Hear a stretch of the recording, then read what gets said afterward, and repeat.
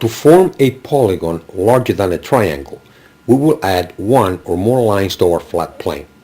So we take a triangle, open it, and install another line.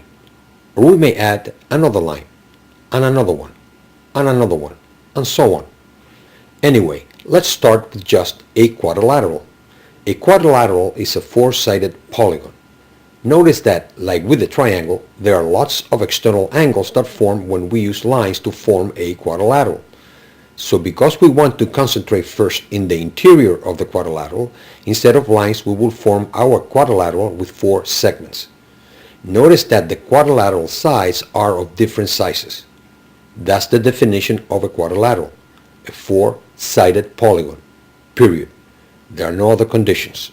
Now, however, if we decide to change the quadrilateral a bit by just making two of its sides into parallel segments, then a trapezoid is formed.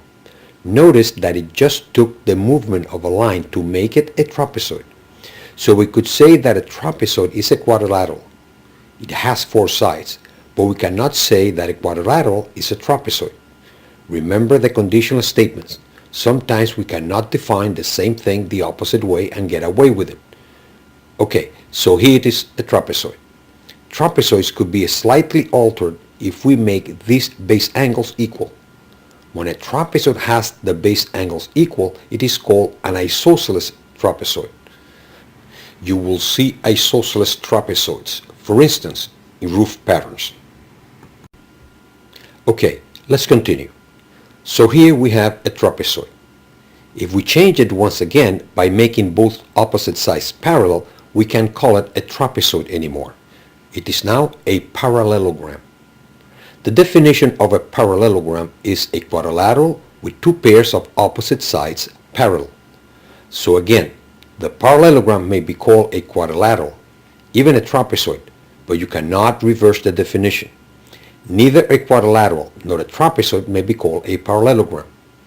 So now we have a parallelogram. What can we do to the parallelogram to change it, to improve it towards a more efficient quadrilateral? There are two things that we can do to parallelograms to change it.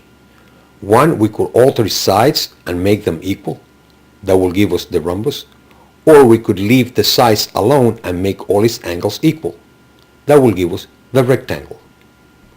The rhombus is defined as a quadrilateral with four equal sides, and is sometimes commonly referred to as a diamond.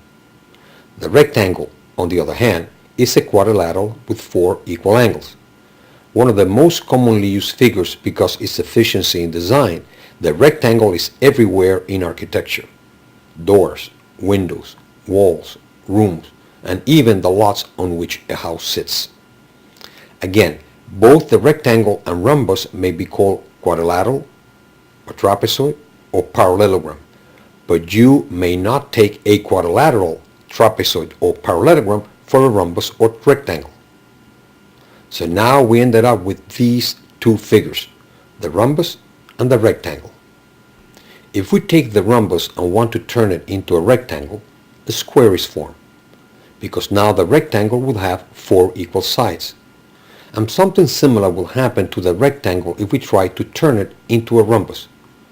You will get a rhombus with four equal angles, which is also a square. So the most refined and efficient quadrilateral is the square. Notice that I have called the square a quadrilateral, but you may not call the quadrilateral square. Neither can you call the trapezoid, parallelogram, rhombus, or rectangle a square.